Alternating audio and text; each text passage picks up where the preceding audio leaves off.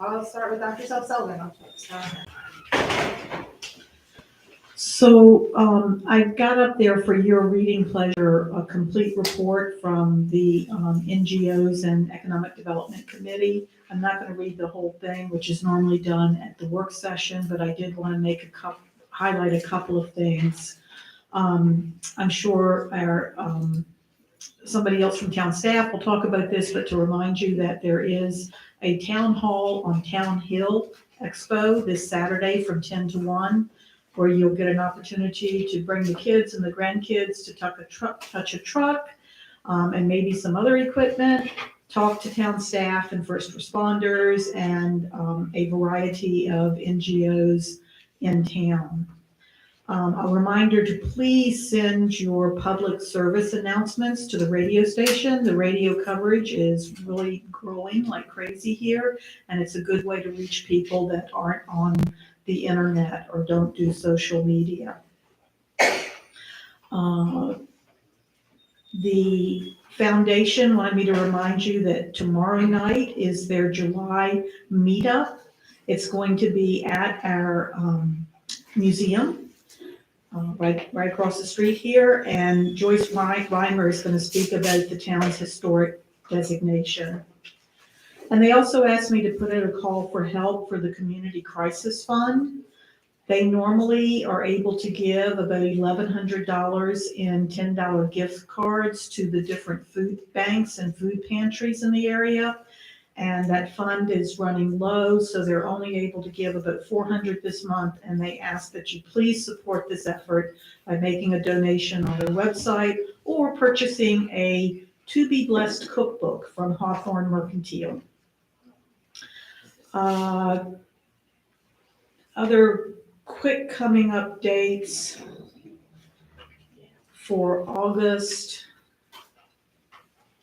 Most of these things are in October or September. So August 12th is Friday's Art Walk and the opening of the annual Potomac River Regional Art Show.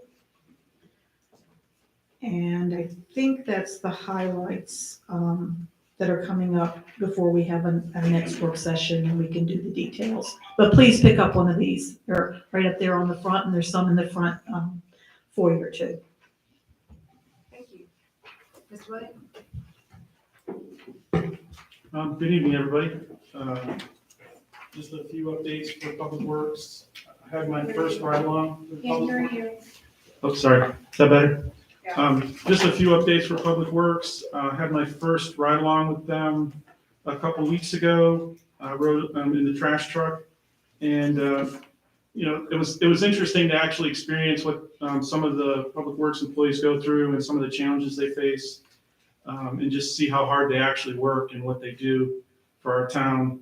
And I did learn a lot. You might not realize it, but the trash tells you a lot about what a town experiences. And one of the things they told me is that it's loose trash, for example. When people leave bags out, we have a lot of buzzers, as some of you may know in this town, so they get into the trash and spread it all over. So just a little public service reminder there, but please make sure you put it in cans.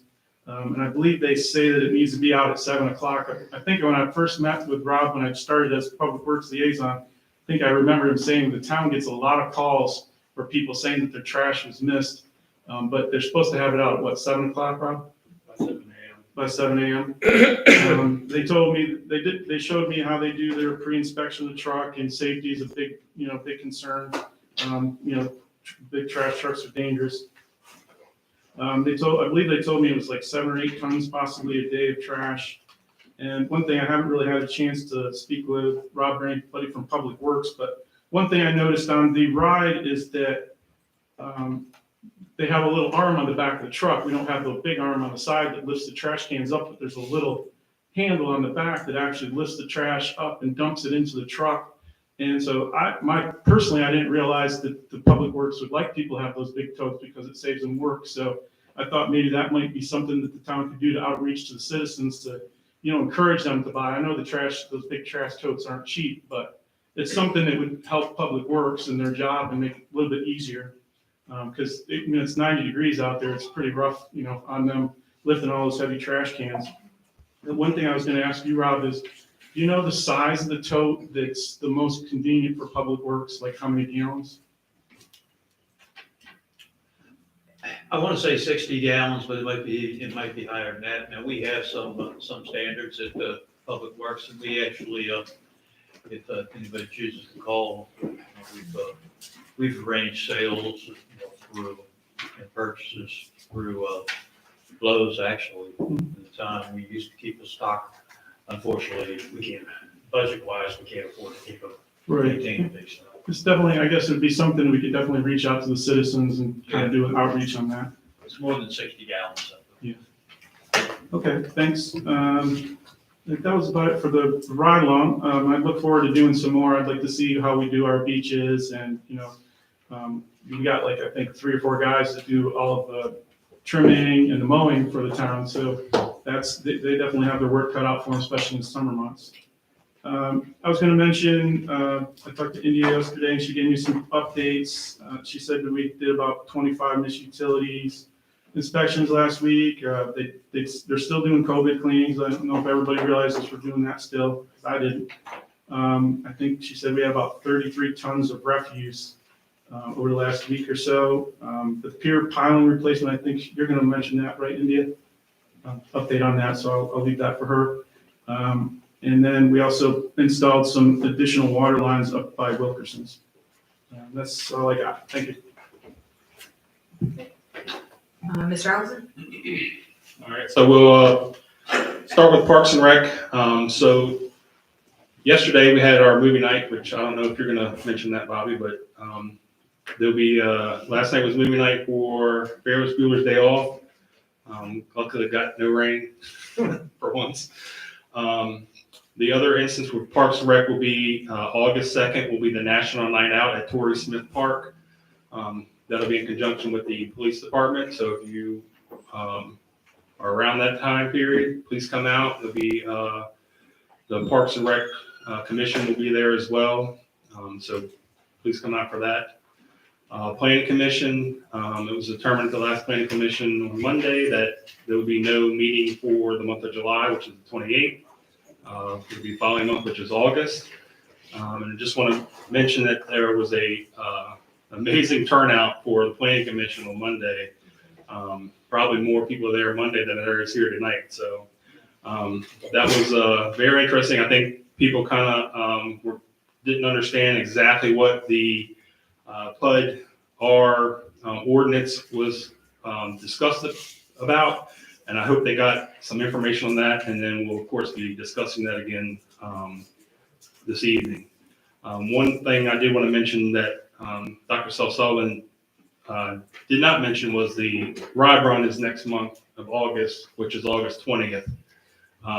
So that's a very big car show that we have here on Town Hill, and please attend. That's all. Great. Ms. Lewis? Good evening, everyone. I hope that you're enjoying your summer vacation. It is with regret that I have to inform you that our current high school principal, Dr. Jason Sears, has resigned from his position as principal of Colonial Beach High School, effective August 15, 2022. Dr. Sears will be joining the Albemarle County Public Schools as Director of Talent and Acquisition. I would like to thank Dr. Sears for the leadership and positive attitude that he brought to Colonial Beach Public Schools, and I hope that you will all join me in wishing him all the best at his new position. Dr. Phyllis Addo, Executive Director of Accountability and Operations, will serve as interim principal if we are unable to hire a replacement by August 15th. Dr. Addo is here tonight, and I'm sure he has a lot to tell us about the upcoming school year. Thank you. Mr. Manager? I will defer to the chief. Okay, for the report that's later in the agenda. Wonderful. Ms. Robertson? Nothing to report, thank you. Okay.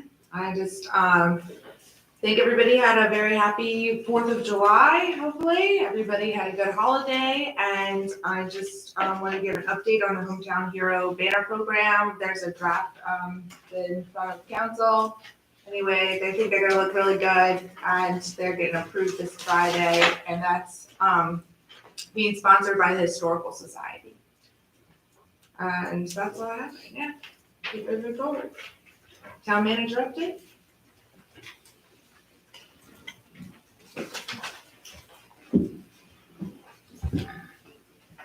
Thank you, Madam Mayor. Moving on to our town manager's monthly report. Just wanted to give you a few updates as it relates to our departments, starting with finance. A reminder that water and sewer bills were due on July 1st. The next water and sewer bills will go out in September. I received notification this week of the second tranche of ARPA funds. We will be receiving those by the end of August. Lisa and I both received early notifications maybe a month or so ago that we would receive them as soon as the state did, but there was some delay. So we'll be getting those by the end of August. Next, just kind of a FY22 wrap up on grants. Just a snapshot of grants that we were awarded in 1 year. The total there is $637,126 with a local match of $15,344. We most recently received a grant for our housing capacity building grant, working in collaboration with our housing authority, as well as a SRO grant that we just received today in the amount of $71,000 with no match. So just really wanted to highlight our efforts and our progress that has been made in 1 year as it relates to acquiring grants. So thank you for all your support from council on those efforts. And to our grant writer. Next, a reminder about hiring. We are currently recruiting for a community enhancement officer, which was renamed from our code enforcement officer. A community enhancement officer will be focusing on overall enhancement of our community, but also code enforcement at large. We are also recruiting for interns within our public works, police, parks and rec, and town administration. That application closes this Friday. We're also looking for a part-time parking enforcement officer, a police officer, as well as a full-time wastewater treatment plant supervisor and a wastewater treatment facility maintenance operator trainee. So for anyone that's looking for a job, I encourage you to look at our HR website and fill out our new application, as we have a new online application available to ease that process as well.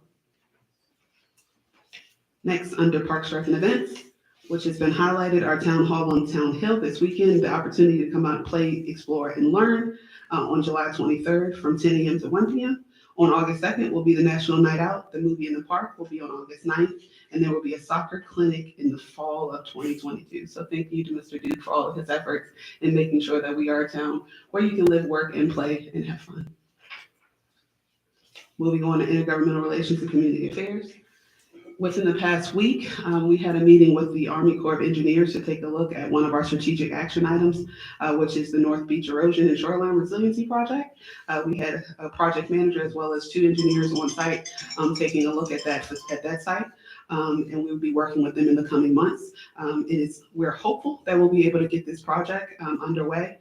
We should know more by the end of the year if we're successful, but that will be a multi-year project if we are successful, but we're hopeful. Moving on, our continued efforts, coordinated efforts with the DMV for DMV Connect in July. We processed 44 transactions, and they will be coming back on August 22nd, right here at Town Center from 9:30 to 3:30 to process any transactions that you all have. You can sign up for appointments on our town website or at www.dmvnow.com. As it relates to our police department, one really exciting item that Chief Deaver has been working on is Guardian Score, which is a new community engagement tool that will help our police department and provide feedback to our police department. The system provides an opportunity for community members to provide meaningful and verified feedback about individual police officer behavior, allowing for police supervisors to evaluate officer performance more holistically. During an interaction with an officer, the officer will hand you a Guardian scorecard with a QR code. You'll be able to scan that QR code and fill out a 60-second anonymous survey about the officer's performance. You will be able to hit submit, and the data will be immediately available to the police supervisor. So big kudos to Chief Deaver for continued efforts as it relates to community engagement and performance. Infrastructure and Public Works. Just to highlight some of the beautiful signs that you may have seen on the beach, I would like to thank again the Colonial Beach Foundation. for their grant funding so that we could get those new beach signs in place. And to thank, many thanks to the council members who gave us some examples and some inspiration from some other localities for our signage. Our Public Works Department, as Councilman Williams mentioned, was really involved with July 4th preparation and cleanup, and have been working on our combined stormwater resiliency and shoreline management RFP.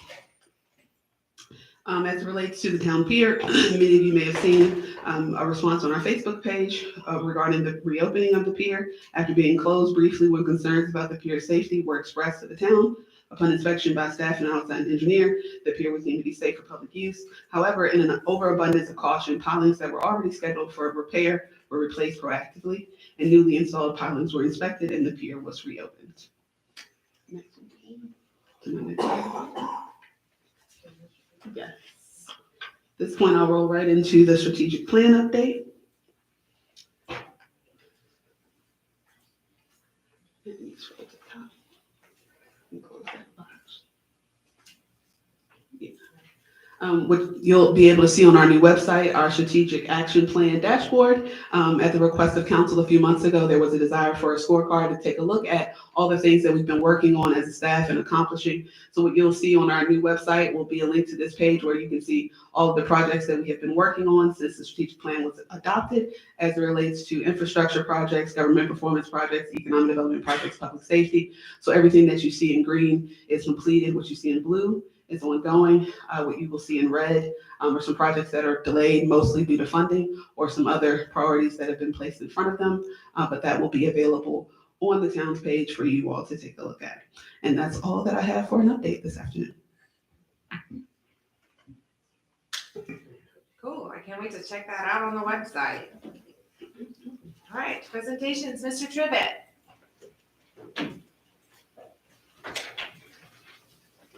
I'm sorry, District Supervisor. Sorry, Madam Mayor. Good to see you, council members. I think I missed the June meeting. I can't remember. I think you're out of town. Yeah, I had I'm pretty COVID sure too, you- so I can't remember what the dates were, Yeah. but anyway, it wasn't a very good month. There was a lot of things going on and, so anyway, just, to hit on a few things that I may have missed if I wasn't here. The Sheriff's Department got their reaccreditation and they were pretty happy about that. So they're accredited again.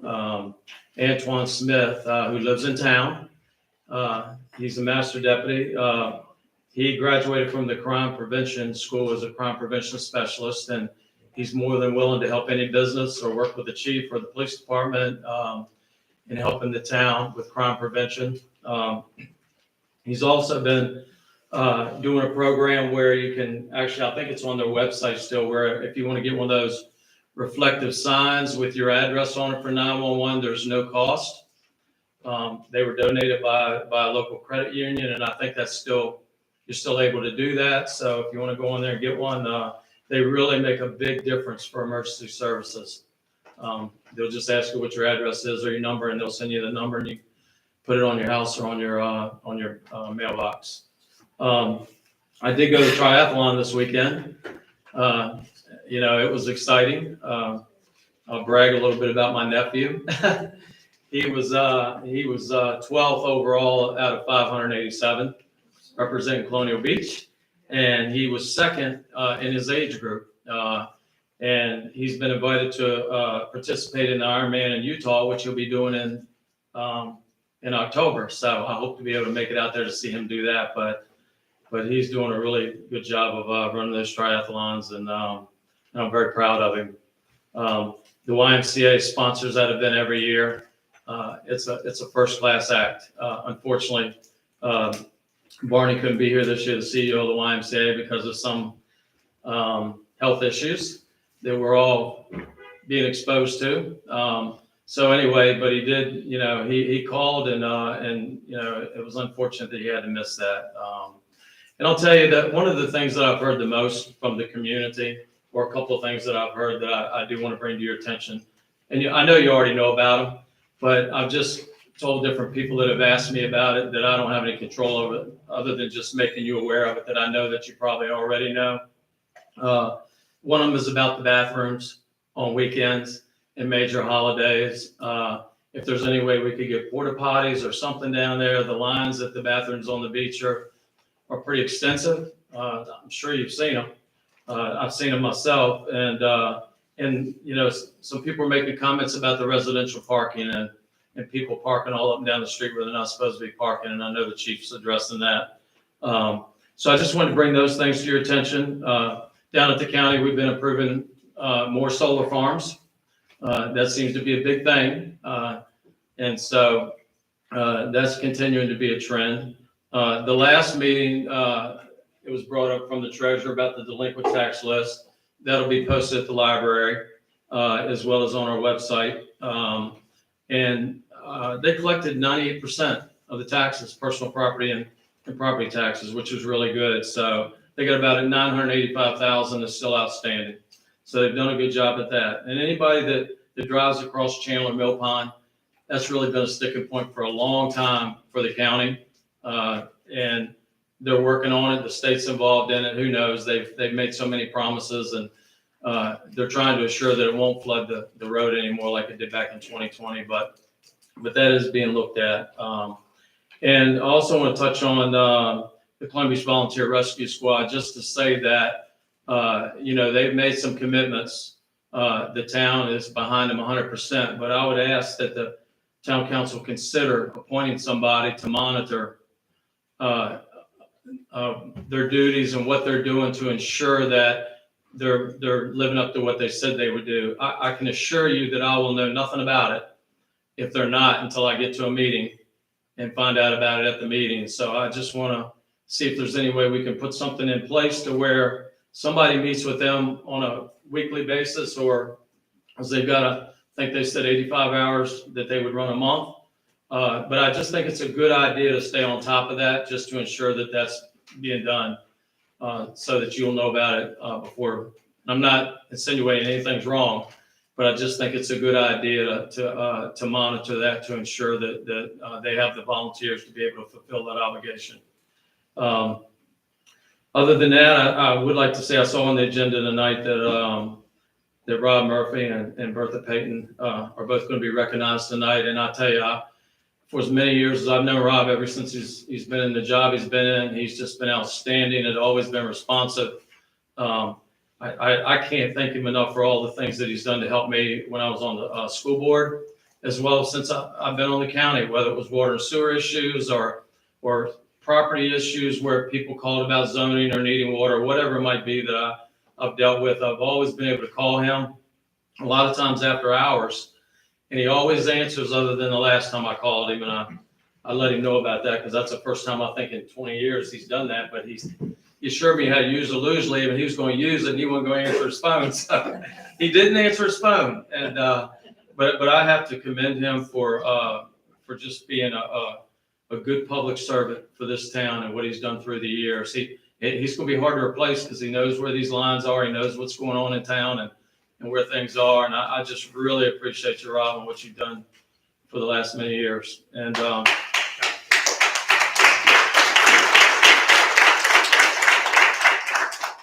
also I want to say something about Ms. Bertha too. You know, she's been with the police department for a lot of years, and everybody knows her. Anybody that's in public service, when you spend that many years, you see it. You see a lot of things that other people in the public don't see. And, you know, she's a class act, just such a nice, beautiful person. And I know she loves this town, and this town loves her. And I want to thank her for all those years of service that she's given to our town and our community. And, you know, a lot of us are getting at that age now where we want to retire, move on, and do things. And I look forward to it myself. But I think it's a good thing when we can recognize people who have really given so much to our community, and both of them have. Any questions? No, I don't think so. Any questions for everybody? Thank you. All right, thank you. Dr. Mitchell?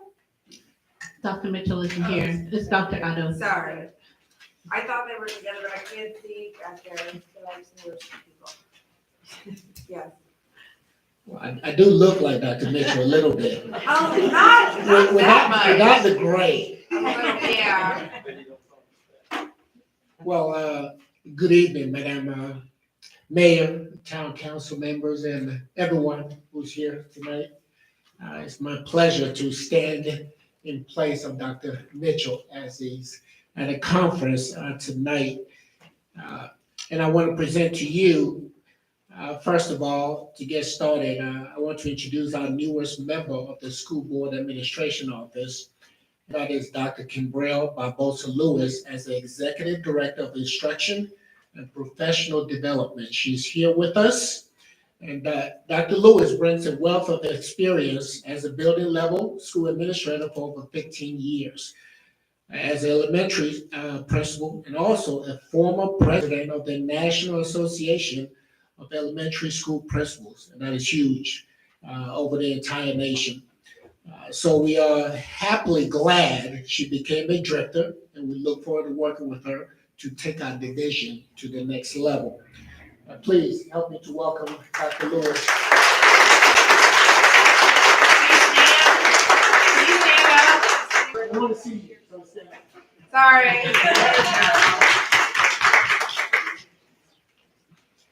She's trying to be shy. She's not. I would think not in that job.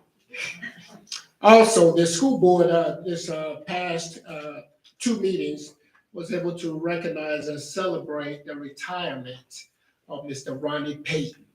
And please, Ronnie is around, you'll see him around. Ronnie has worked and dedicated his life and service to Colonial Beach Public Schools, guys, for 48 years.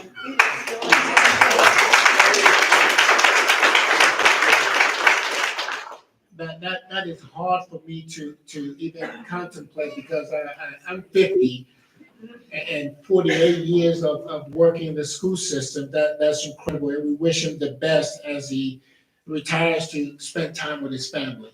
Ronnie, if you're listening, we adore you. We wish you the best. An update about the capital improvement on the campus of schools.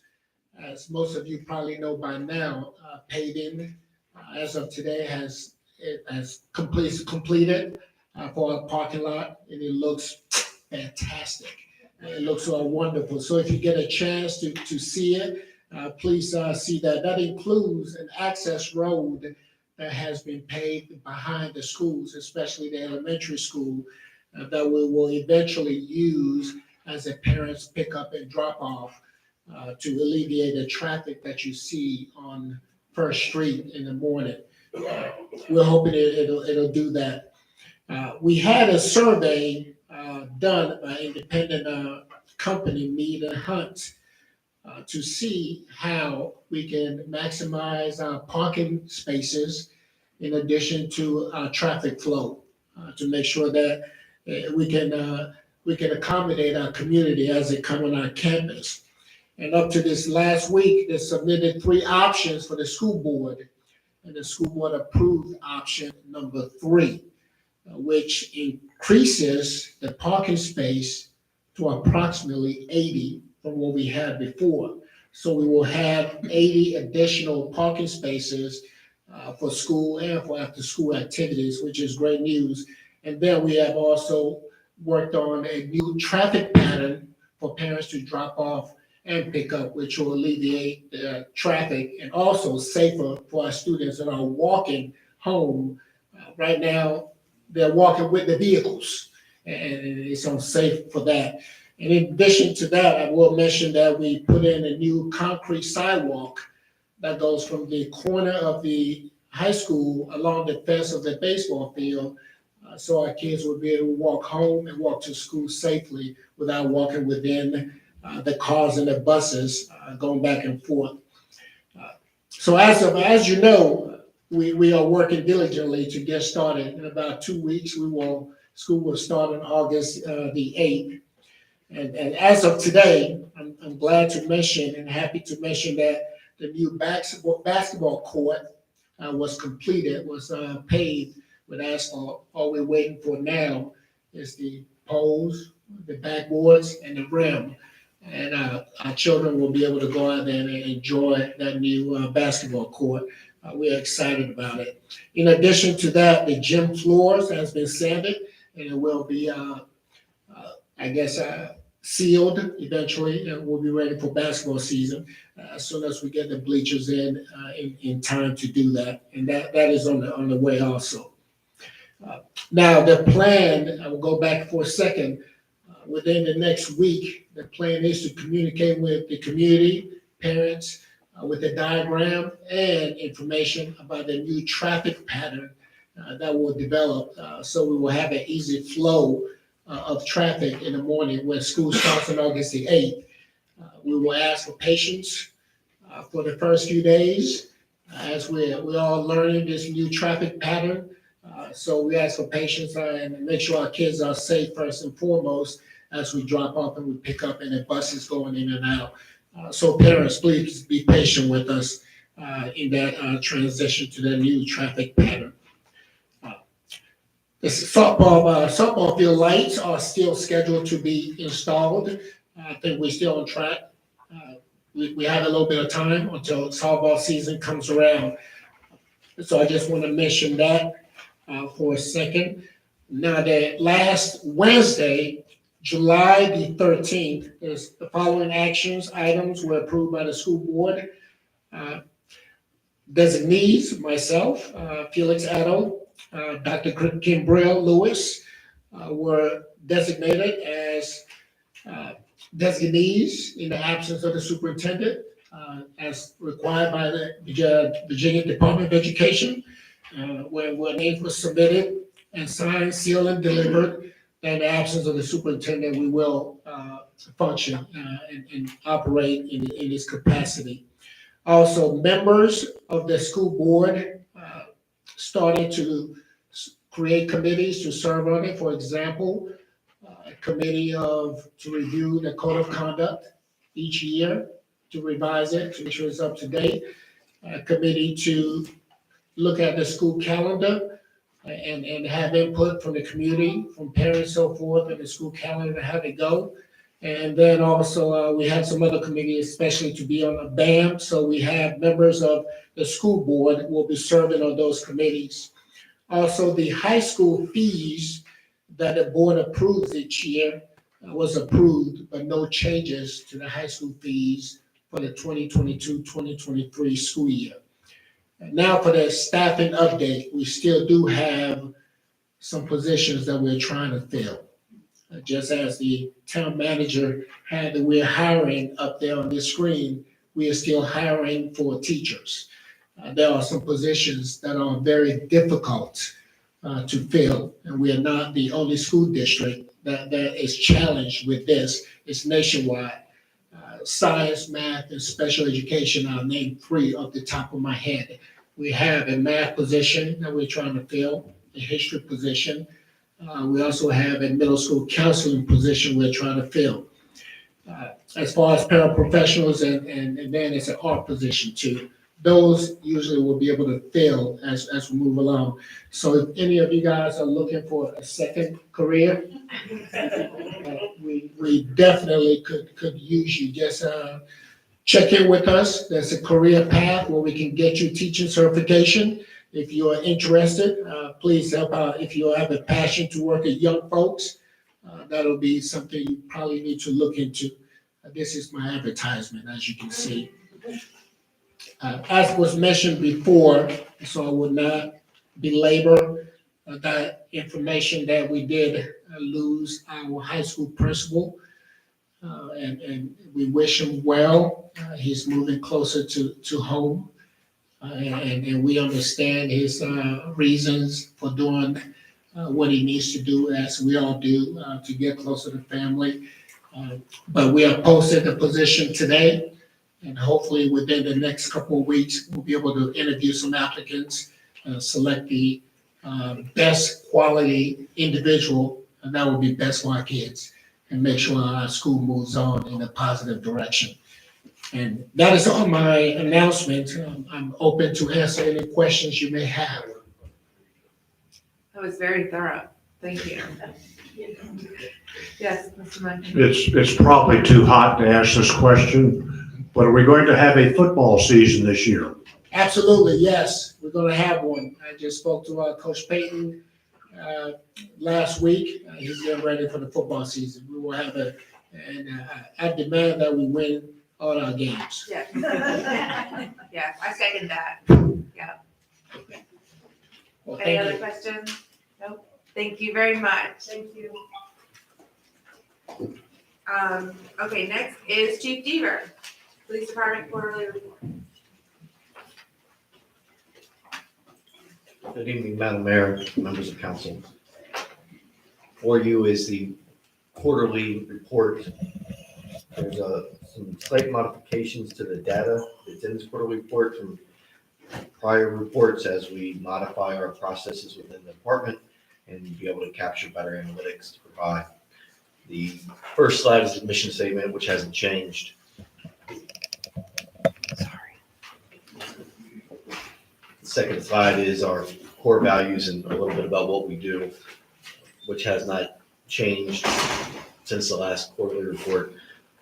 The next slide is our organizational structure, which has been modified slightly based on the needs of the department for personnel staffing, as well as trying to address some of the concerns of the community.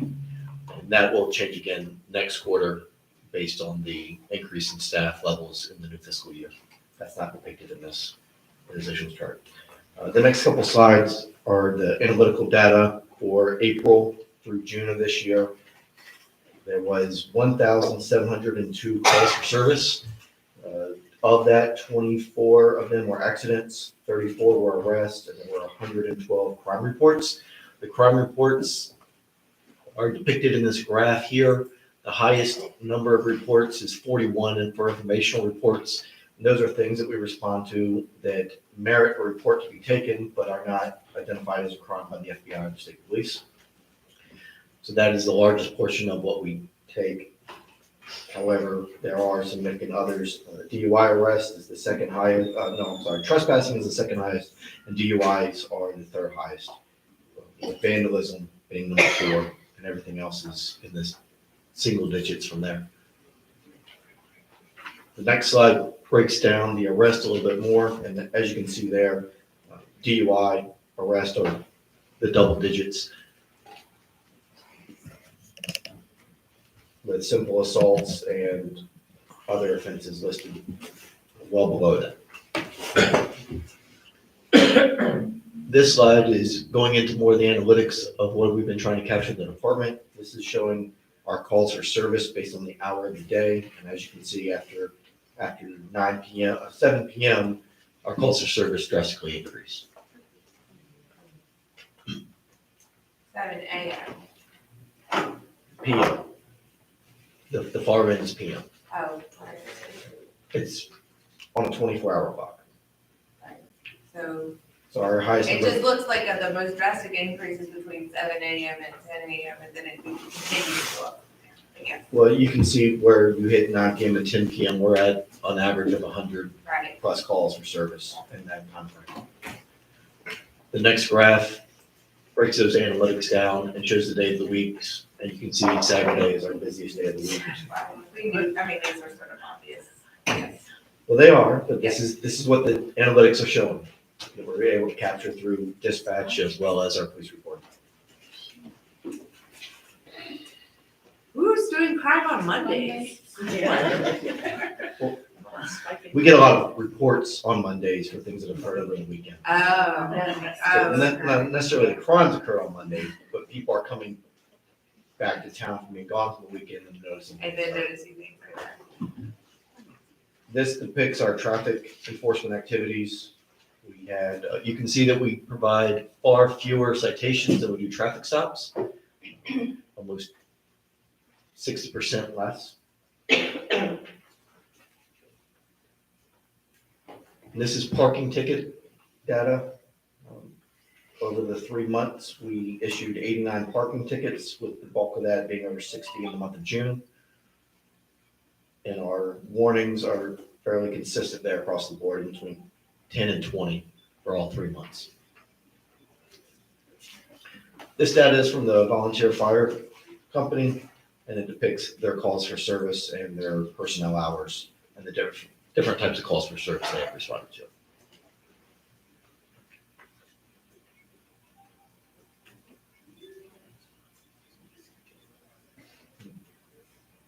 Can you go back one slide? Okay.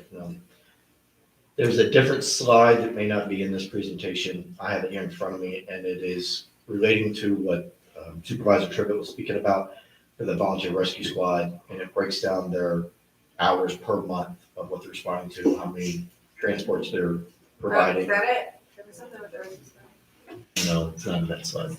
There was an updated slide. There was a delay in getting the information that I needed to do that, and I sent over a new presentation. But I can provide that information to council. So you're staying in contact with them similar to what Supervisor Tribbett kind of mentioned? Yes, I am.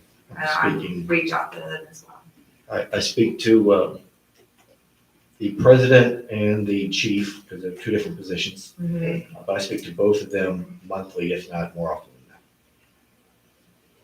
So I've been trying to calculate the total of hours and total number of responses, as well as how long it takes for each response. And I believe that covers the majority of the requirements for the county, but I do not have that in writing, so it may not cover every detail, but it's the majority. Okay. That is a presentation for the Public Safety Quarterly Report. Are there any questions regarding the report or any other information from the police department? Any questions from anybody? Yeah, I've got a question. Call for service, like 1,000 sounds like a lot, or 1,100. I've been told in the past, and this is what I'd like to clarify, is a call like if they check in and check out, or is a call only if they get a call to go somewhere? How does that work? Well, a call is anything that involves a police officer. So if somebody calls in and asks a question about something, then that's a call for service. If a police officer responds to the station to do fingerprints for the school board to hire an employee, that's a call for service. A traffic stop, any police report, any check that we do where our presence is required. And that's over a 3-month period. And it is an increase of approximately 500 from last quarter. And I would presume that's from the summertime and more people in the town. One more question. I think you mentioned in the last meeting, we're gonna get, I don't know if it's really officially called a meter maid, but somebody that's gonna actually do the parking enforcement. Parking enforcement, we're interviewing for that position this week, and we're hoping to extend jobs based on those interviews very soon. But we are in the process of interviewing for that position. Okay, thank you. Any other questions? No? Thank you for the update. Keep up the good work.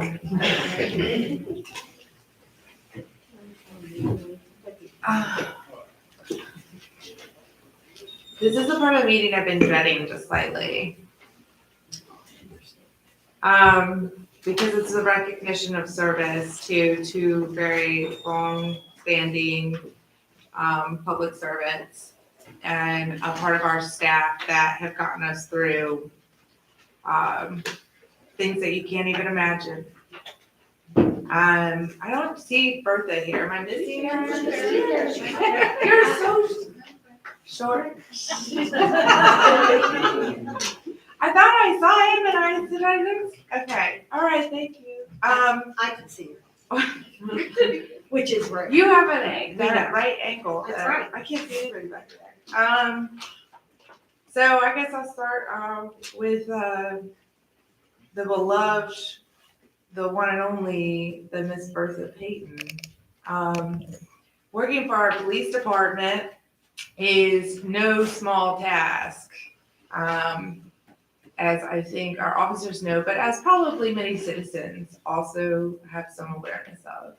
And to do it for 22 years is dedication. It's dedication to this community, it's commitment. It's been, I think that she loves it or has loved it throughout this time. She certainly does it with a smile on her face and a welcome heart. She is calming and patient and all the things that you need when you walk into a police department and you're not sure about an answer to whatever it is that you may need to go into a police department for.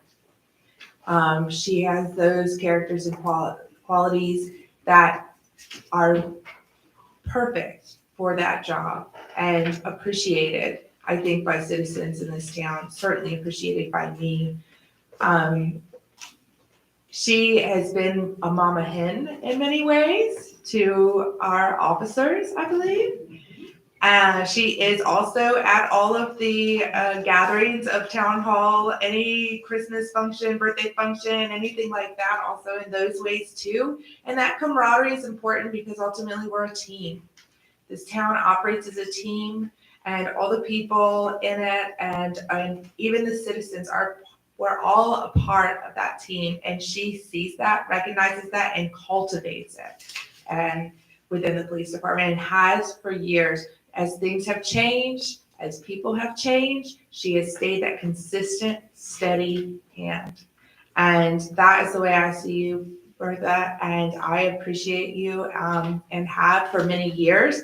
You worked with my brother-in-law, Zach. God bless you for that.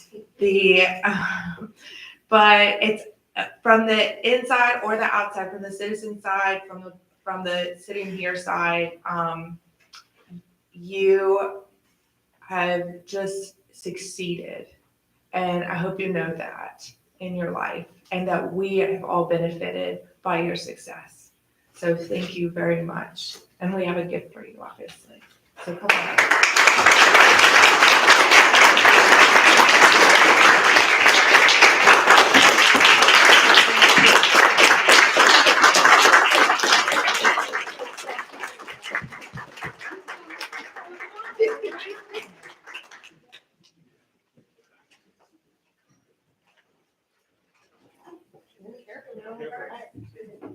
Alright, I got a lot of bags under here for you guys.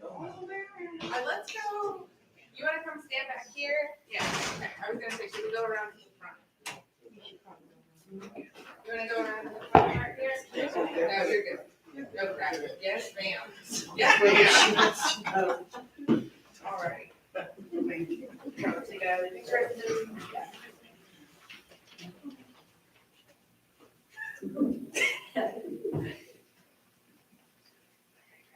Yeah, okay. All right, I'm gonna read this real quick. Certificate of recognition, the town of Colonial Beach presents this certificate to Bertha Payton and expresses its sincere thanks and gratitude for your 22 years of dedicated service to the Colonial Beach Police Department with all the best wishes in your retirement. Thank you.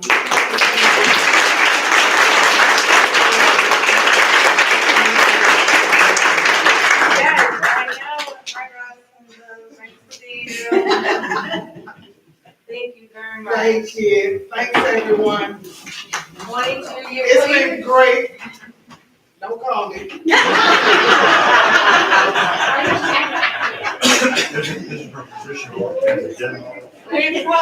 We've told him for everything else. Everything else. I don't know, Chief, do you want to say any words? I don't mean to not call you for that. I've only been working with Miss Bertha for 5 months, but I knew as soon as I got here, she was a wonderful person, very inviting, very accommodating, very pleasant. But after a few weeks of being here, maybe a month, a little longer, she called me one morning and said, I really need to come speak to you. She handed me a letter and said, I think it's ready for me to retire. And I said, I just got here. You're already trying to leave me. So ever since then, I've been trying to talk her into staying, extending her time frame to retire. I even asked her to come back part-time, just to be part of the family, and she's not willing to do that either. I will say she has delayed this several times at this point. She's been waiting for your arrival so that she could let go, I think. Yes. I don't know. I feel that way. She's held us through that. So I think that's a kind of a passing of the torch, actually. Yeah, I would see it as a vote of confidence that she Yeah. did say no. Well, I'd rather see it that way than the way I saw it. As soon as I did it, she's leaving. All right, the next recognition of service is to our deputy town manager, our interim town manager, our do-it-all, our fix-it-all, our come to our aid for the dirtiest of jobs, for the most complicated of needs, our our rock in Public Works, Rob Murphy, who I've recognized once before for his duty in stepping up as town manager during our interim time. All the while, similar to Bertha, trying to push his retirement off a little bit further to make sure that didn't happen so that we could get through some things, which he, like a guiding light to our sales as a drifter, I'll say that, got us through. And that I relied on, that all of us have, former mayors, planning commissioners, council members, not just, the staff, but the staff, he's also cultivated a family over there of men and growing men in this community into careers, and is dedicated to that, and that I have seen firsthand. And he has a lot to be proud of in that way, because we have a public works that is meeting so many challenges and needs, and is performing at a much higher level due to your leadership over the years, and that I know you're not far away, and so we will stay in touch, and I know may still be involved in some capital projects, and I hope that continues, because your knowledge base, the institutional knowledge you have, is uncomparable, really. I mean, nobody else can have that but you from your experience. So, Rob, it's just a pleasure to work with you, and I think it's mutual. I think it's just been a pleasure to learn from you, and you've been a mentor to me. So I just appreciate that. To Rob Murphy for his 18 years of service and the current director of our Public Works and deputy town manager.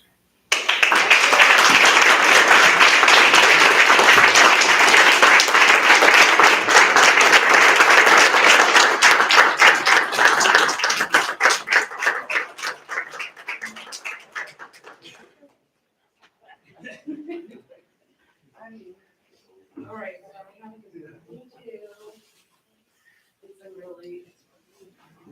Okay, we'll take a picture. I was about to say, don't try to hide. It won't do you any good. All right. Certificate of recognition, the town of Plymouth Beach presents a certificate to Robert Murphy and wishes to express its sincere thanks and gratitude for 18 years of dedicated service. Your wisdom and commitment to excellence have long inspired us all and will be remembered for many years to come. We wish you good health, happiness, and continued success in your retirement. Thank you so much.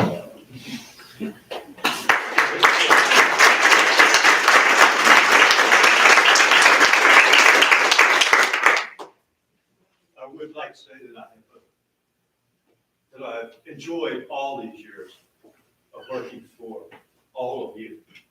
And that's what I've tried to do. Hopefully I've done well.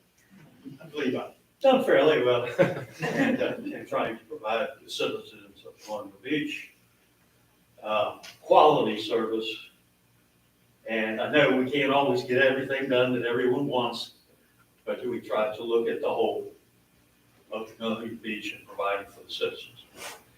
And you do have a good team that's out there. Yeah. Take care of it. I am. Thank you so much. Bye, thank you very much.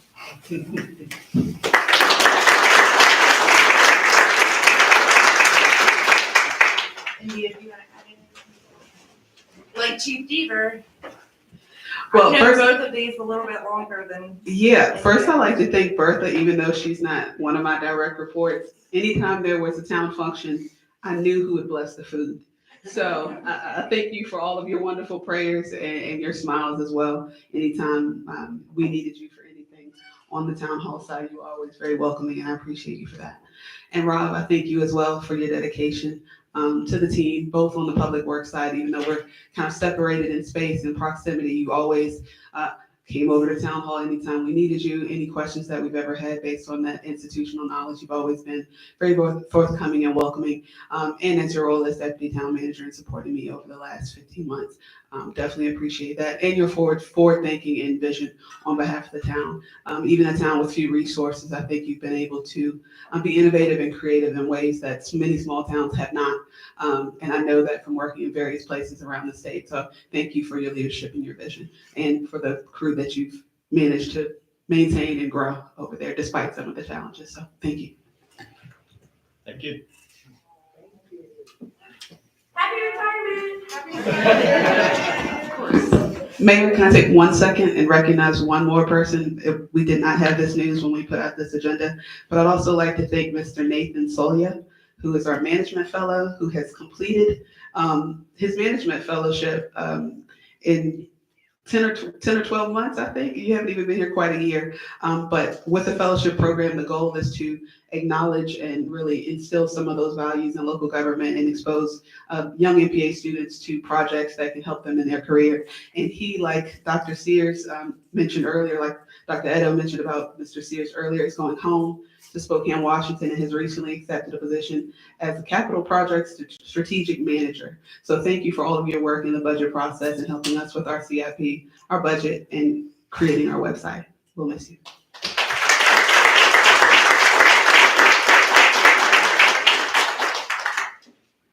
You don't get a gift bag till you've been here 18 years.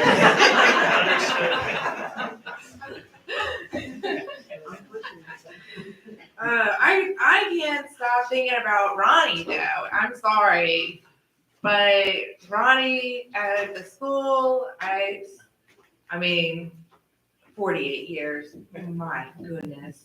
It's impressive. And everybody knows him. If you've been over at the school, everybody knows and loves Ronnie, and he's just always been there. And I don't know what he's planning to do now, but Rest. oh, God bless him for that. Yes, he should rest. Go to the pool. Enjoy the pool. Join the pool. I love it. Anyway, so if any things out to him in the school system, please pass that along from us to him.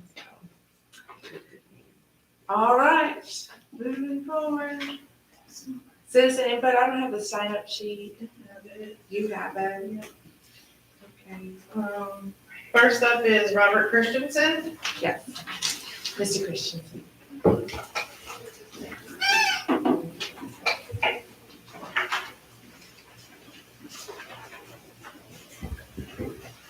Good evening.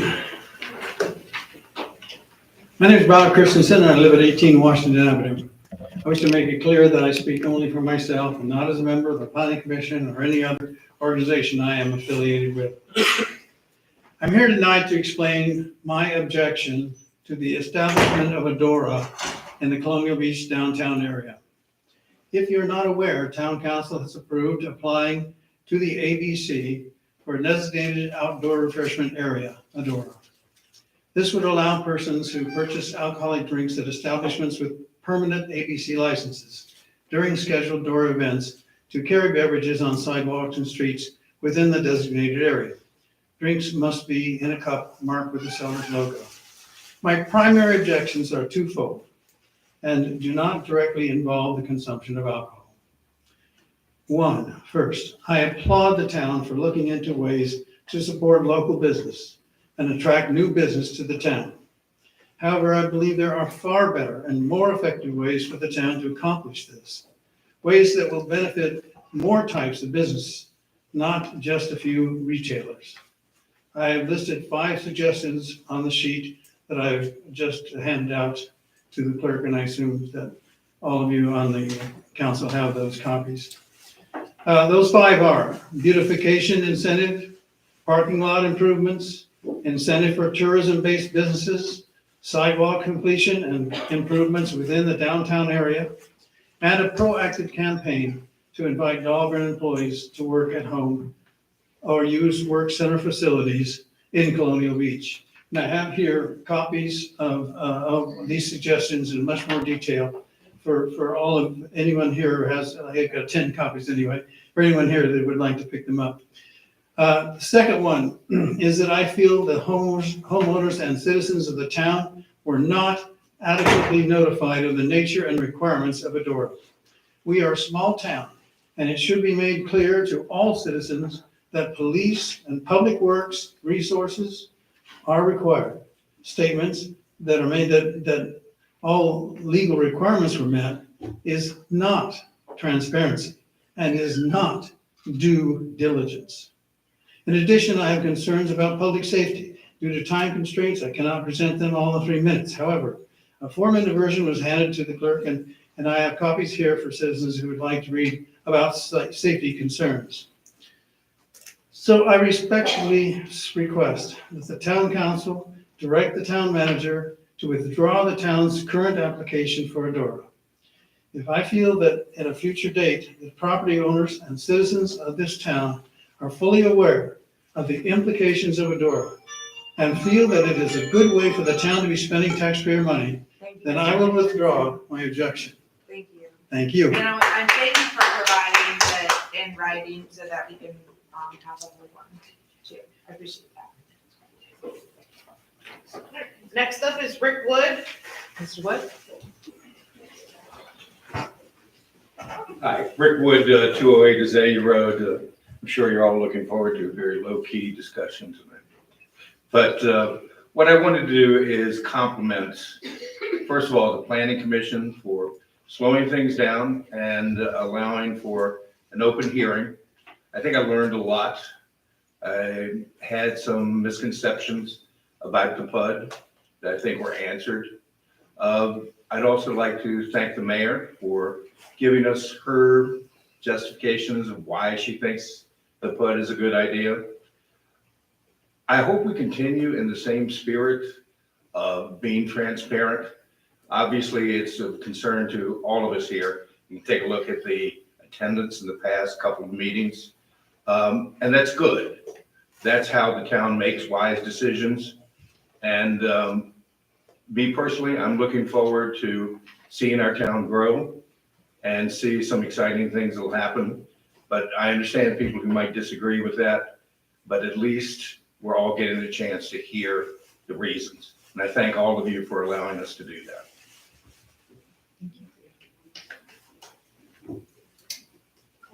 Miss Linda Brubaker.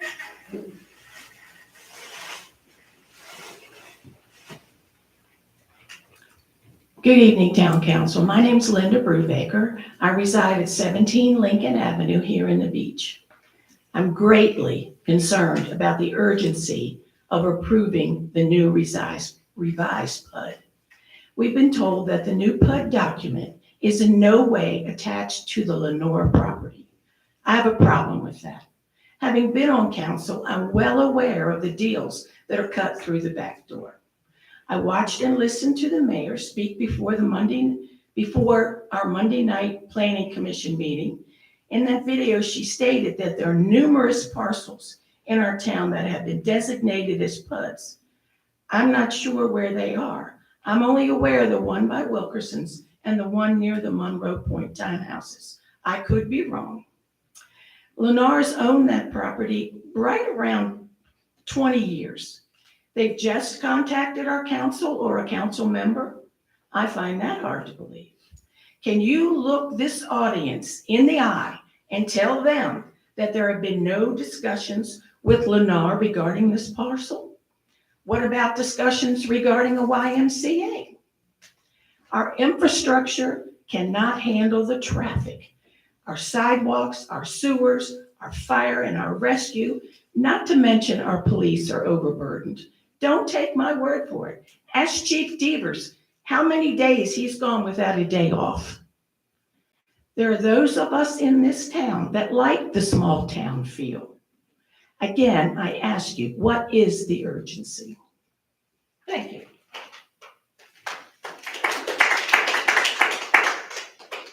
All right. Miss Joyce Gunderson.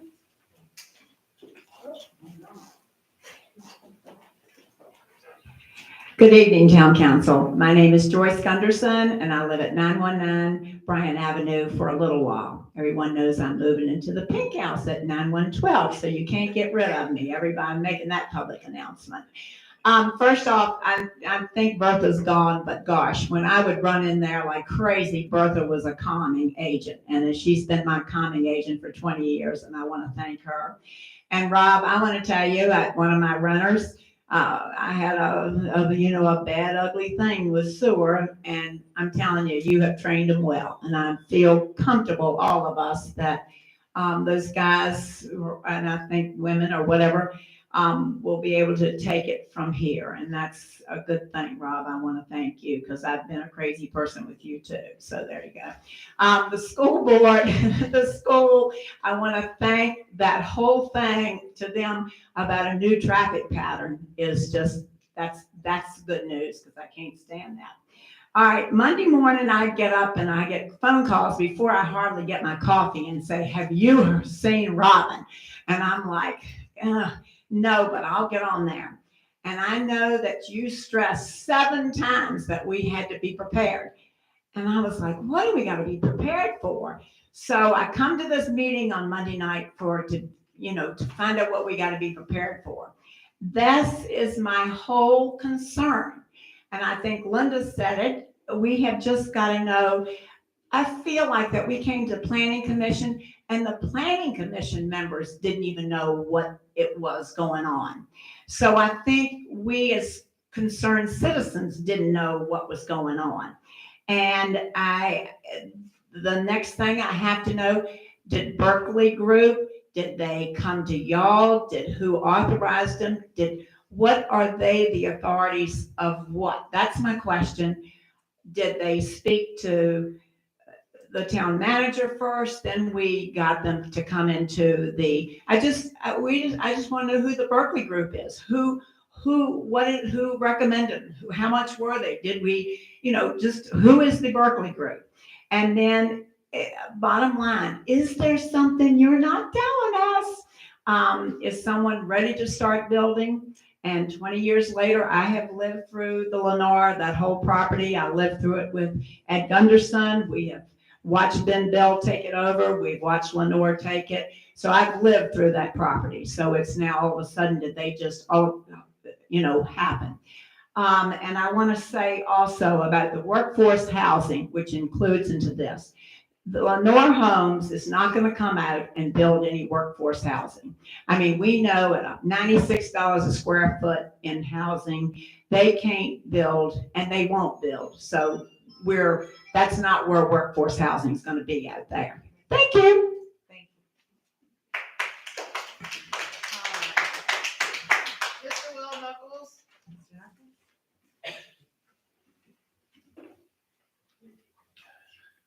Good evening. I live at 204 Monroe Bay Avenue, and I'm trying to speak tonight as myself and to speak on behalf of my household, whereas I hope when I'm on the planning commission, I'm trying to really look after my neighbors in the town before, but this is really my opportunity to speak as me. So I'll talk about some things that relate to the planning commission, but I'm trying to wear a different hat and say this really impacts me and my vision of my future happiness in the town and my friends and neighbors that I interact with here and love so dearly since we moved to town.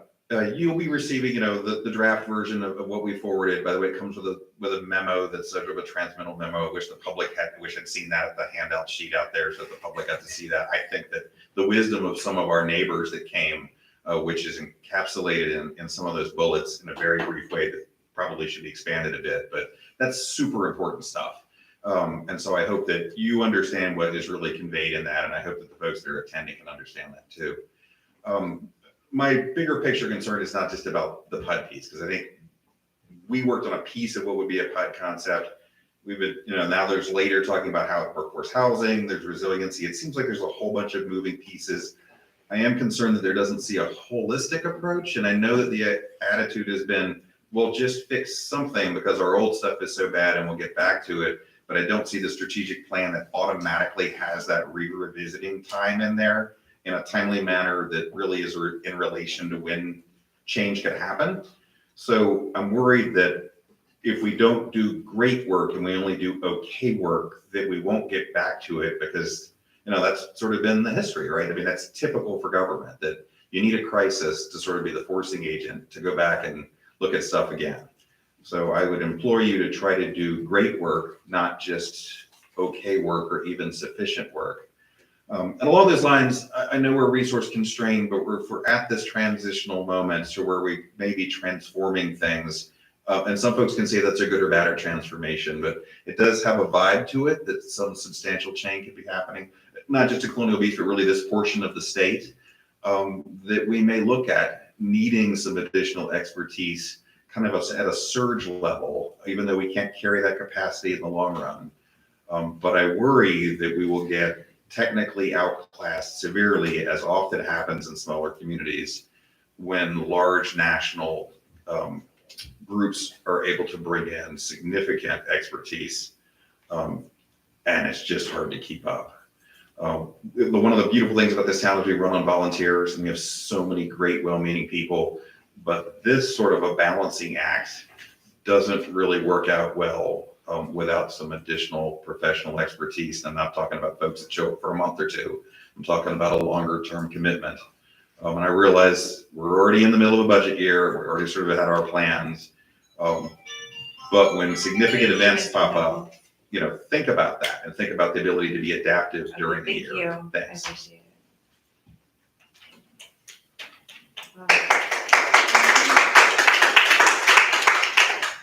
Is that it? Yeah. Anybody else? All right. Moving forward. Old business.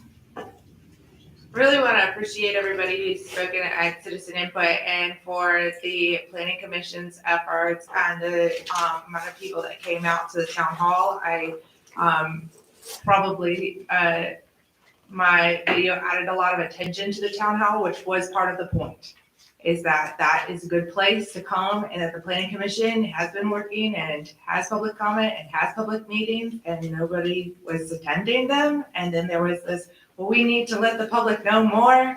And so I think that part of that has been accomplished. And so that is a good part of the process. I still think there is some confusion, but that's okay. That's part of, that's gonna happen out there too. When I said numerous parcels, there are numerous parcels. It's just the majority of them are owned by the same person, but they are still individual parcels and could be sold individually as individual PUDs. Well taken. Yeah. So, do we know what's going on? I don't know what's going on, but I know I need to be ready for it. I do know that. And the Berkeley group is a professional group to help us. They were approached by our town staff, not by anybody else. And they were directed when this was sent to the planning commission to hire someone that is professional, exactly as you said, to do great work. To get the great people, to get people who have done this before, know what they're doing, and to get professional, experienced people in here. Because the PUD that we have that is over 20 years old, I'm not sure was written by anybody that had the level of experience of the Berkeley group or that our land use attorney or that our current staff has. I mean, we had John Shaw on with 30 years experience and the PUD that was written 20 years ago, I wasn't a part of that process. Honestly, I was thinking about PUDs at that time in my life. So I don't know who is on exactly who all was part of approving that at that time. But I'm gonna guess they did not get a professional to help them with that. And that is part of what we're correcting. Because the existing PUD ordinance is inadequate to protect this town. And it has 3 pages of text that says you can do anything in either of these 2 ordinances, have a good time. It's a little concerning. And so I do feel like it's underprepared. That just to answer some of the things that were mentioned. These are all living documents. There could absolutely be no reason to be prepared, and we continue to look at them and we send them back again, and the planning commission can keep revising them, and all of those things can happen. So just want to reiterate that they're all living documents, and that this is a very big step forward in improving this, but that it doesn't have to be the end to anything, and that all of the ordinances should continue to be living documents. And I just want to commend the planning commission again on their time and effort and hard work. I think that, they're used to taking a very long time on issues and items. It's kind of exhaustingly long time where I haven't seen it come back. And that's been, that's happened several times. And this is something that if this town's gonna be ready for something, if we are gonna be prepared, we can't send it around for a year and a half because we have rules currently in place. They're currently in existence right now. We have rules. They're just not very many of them. So that's part of what the update is about. So I just wanted to clarify some of those things. All right, with that, I don't know if Ms. Vivian, you want to read us into this particular ordinance and where we're at now with that. Were there any written, sent in public comments on this? I don't know any. Okay. I heard there was one out there, but I hadn't seen it. Not that I saw. Okay.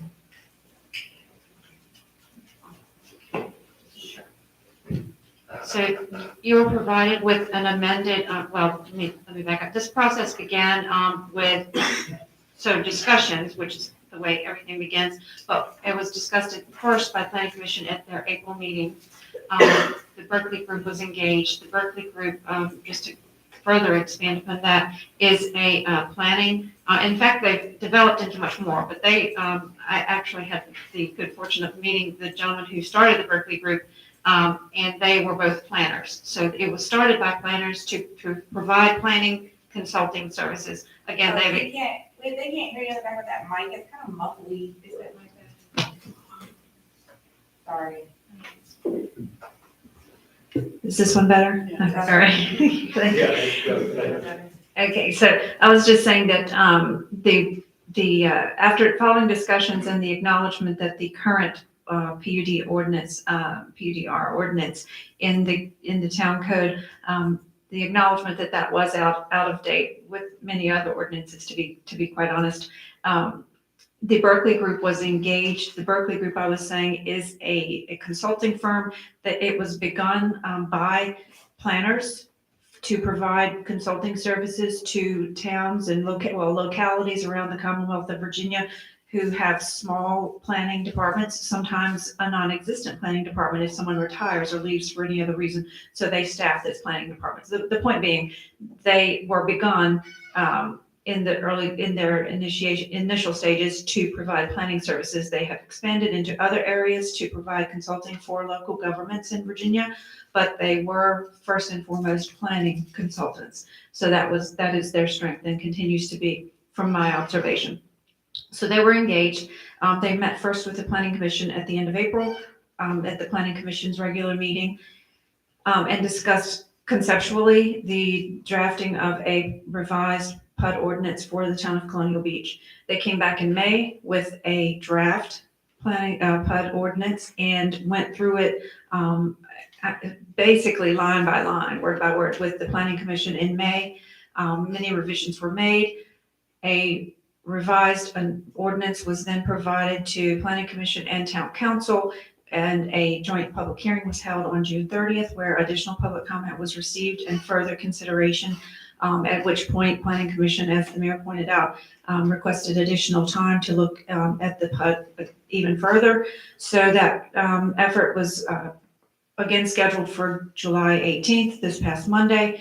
So it was, so in between all of those periods of time, that ordinance continued to be reviewed, and additional public comment was received on July 18th.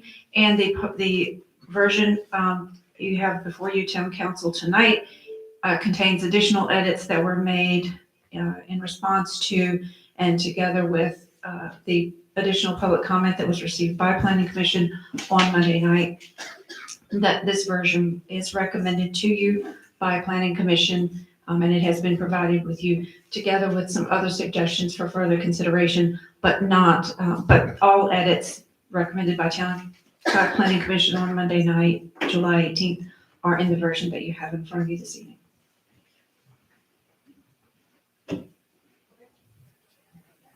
All right. So we have the public hearing on June 30th, the Planning Commission recommendation on July 18th. And so We wanted to, more discussion, or do we want to do a motion and action and then discussion? Up to you. I move that we accept the planning commission's recommendation with its caveats for this ordinance. Is there a second to that? A second. All right, so then for discussion, What was the vote on the planning commission? I think it was, how many members do they have? They have 6. 6, so I think it was 5-1 in favor of it, yeah. are you counting their Yeah. seats? To clarify, planning commission does have 7 members, but 1 seat is vacant. All right, so then for discussion, anybody? Let's go to a vote, or we, yes, sure, let's do it. I just wanted to just like to make a couple of comments and then ask maybe a question or two. One thing I want to comment is I listened to or attended almost every meeting that was regarding the PUD, Planned Urban Development, residential, and the implications to me are still very unclear as if we pass this, what does this actually mean to town?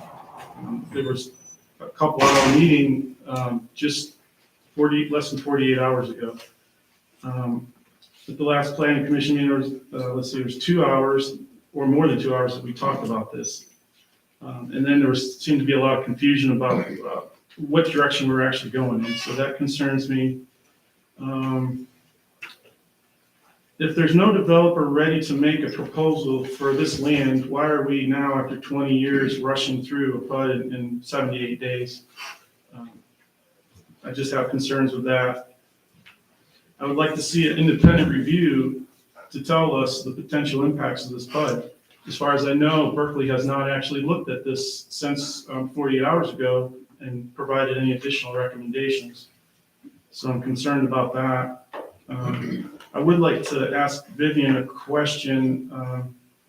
Did I understand you correctly? In the last meeting, you said if the developer meets all the criteria for the new PUD, the town can still turn down if they do not like the development plan? Any development in a PUD must be approved by town council the development plan must be approved by town council. That is correct. So if they meet all the criteria and the town just says we don't like it, we can turn them down. You could not approve the development plan. Okay. Thank you for that. Is it true that the Potomac Crossing property was annexed by the town with the stipulation that a golf course would be built? And how does the PUD affect this golf course? Does anybody have an answer to that? I mean, might have been a golf course in the initial thing, but they've lost that development plan, the rights to that development plan. I think that was in the purchase agreement, town property. Yeah, I don't think that's a town agreement, though. We have no agreement. Right. But the development plan is defined. But that was in a purchase of town property, was one of the conditions. Did the town own this property? I thought this was Wilkerson's farm. 320-some acres out there at that time, and also annexed another 14 from the county. Right. As you're going in on the road on the left-hand side, did a boundary adjustment. Right. So part of, I do think those are all really important questions to ask about that particular Oh, development. if you look in the minutes, and they're verbatim minutes that we did. We can go back and do that, but that really doesn't preclude the fact that the current ordinance that we have is still insufficient, regardless of whatever happens with any particular PUD. Yeah. This is that somebody asked a question, I was answering the question. It was in the purchase agreement with Ben Bell for the property around the sewer plant, town property to define it. Thank you. So I guess I just wanted to make sure there's a little bit of a removal of, if we get too far down a rabbit hole on a particular thing and not concentrate on the fact that this is just about the authority in how to process a development plan rather than about a particular development itself, then that's where I think some of the confusion is happening too, is in that. So I don't want to further that kind of confusion. Okay. Now everybody's confused. I'm sorry, we still in discussion? Yeah, we're in discussion. Go ahead. I've been following this. I've read through every draft of the old PUD, which is absolutely inadequate to protect the town. It doesn't enable us to require any studies be done and submitted with an application by a developer to put in a planned unit development, and which would cover any planned unit, would cover any development of 10 acres or more.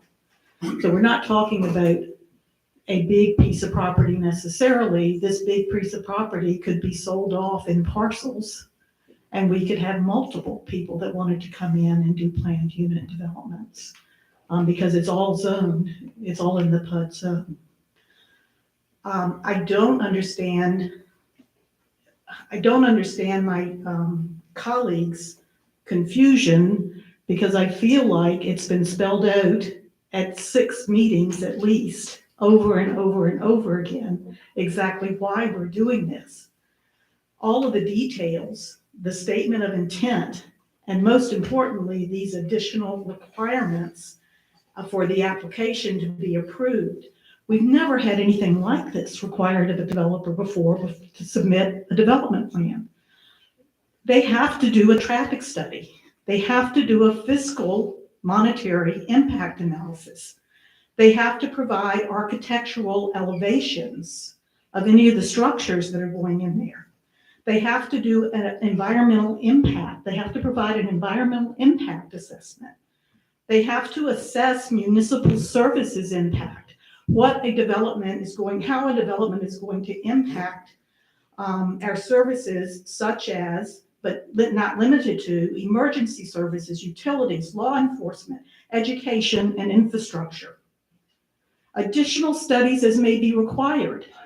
Anything that their development plan submits, if we say, well, we need a study on this, we can add it and request it. Right now, we can't do any of that. We would have to either approve or decline the development plan with no guidance whatsoever. So that is why I see a sense of urgency. Is Lennar now interested in developing this piece of property? We don't know. They haven't come to us with an application yet. But certainly the environment has been improved so much over the past 20 years that it's highly likely that any developer that was going to do something would be doing it now. And if they did, this process would take probably 20 years to build out. So I feel like there is a sense of urgency, and I applaud the staff, which has expertise in planning that go way back, and their commitment to hire a professional firm to give guidance to the Planning Commission. And for that reason, I speak in favor of this ordinance.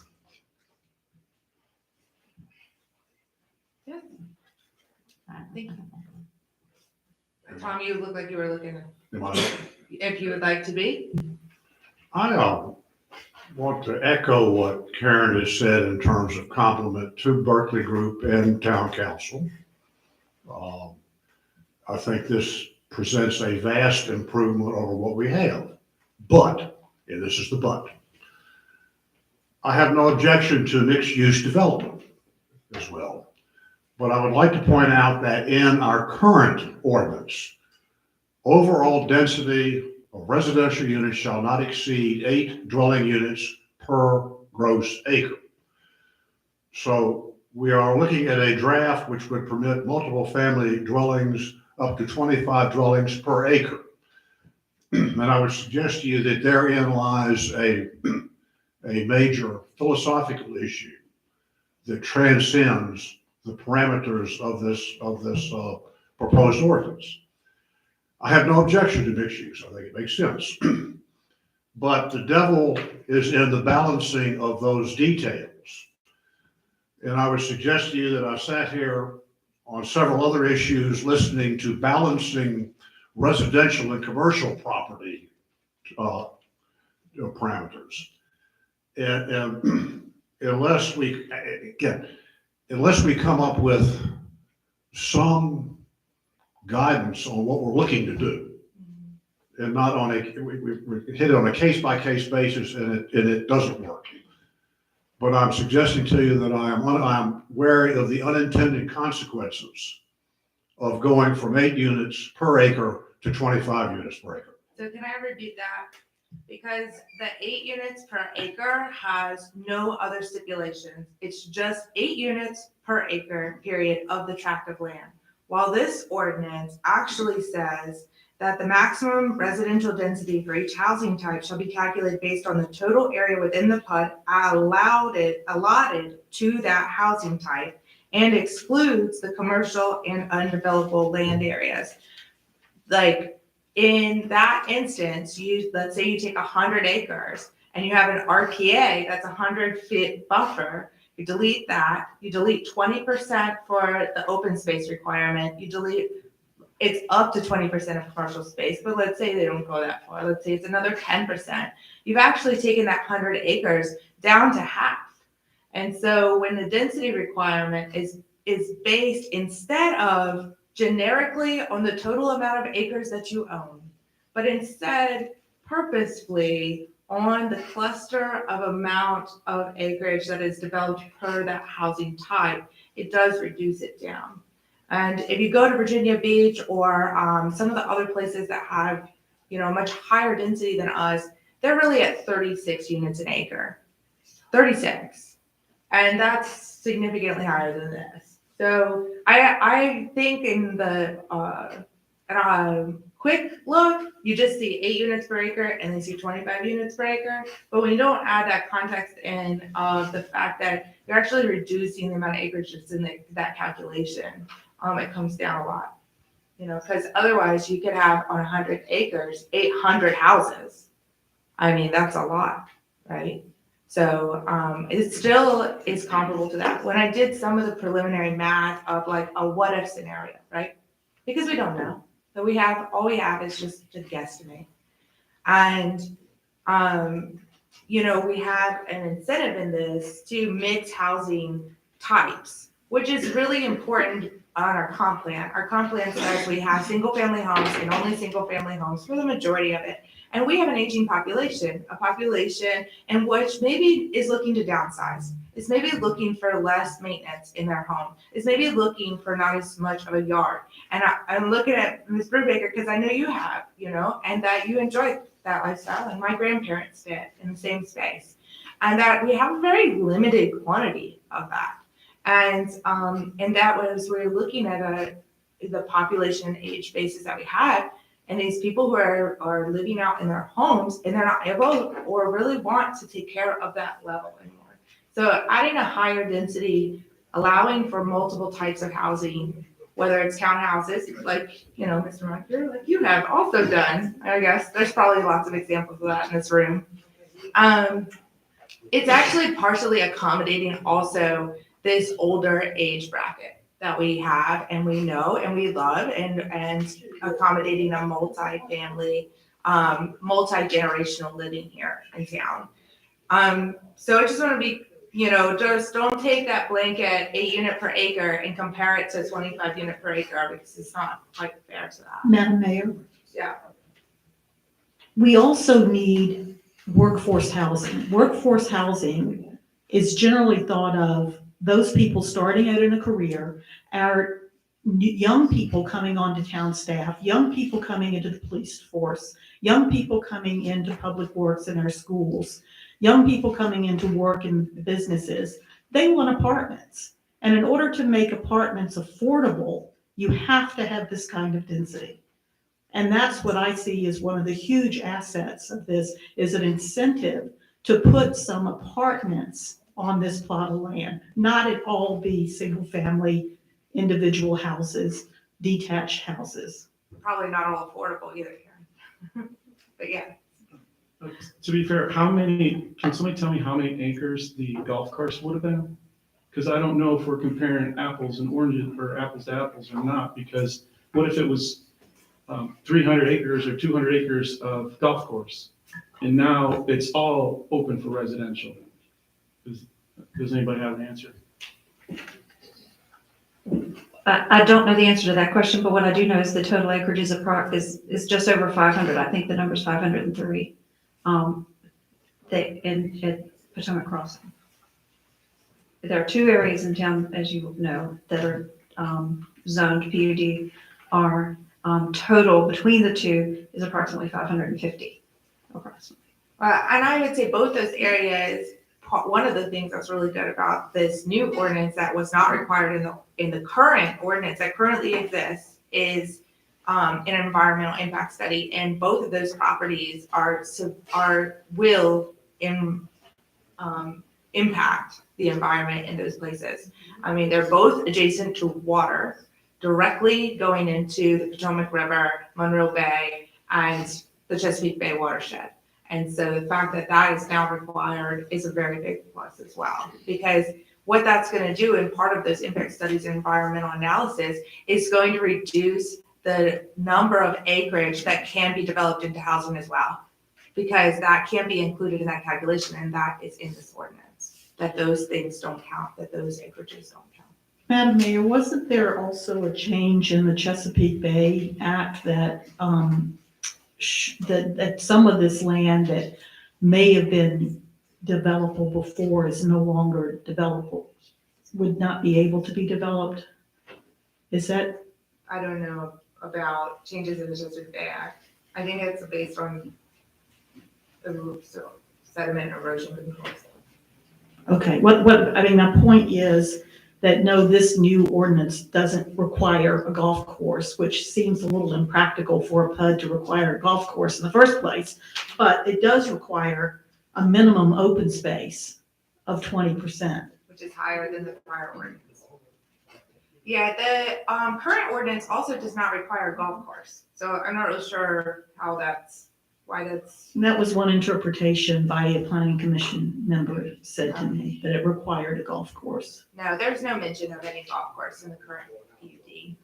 And I think that was clarified maybe in some land transaction or something, but not in the PUD. I think that was in the sales contract. Right. With the town, that going into phase one before it went to phase two, you have to implement the golf course. As a tourist attraction or. So those kinds of timelines destination point.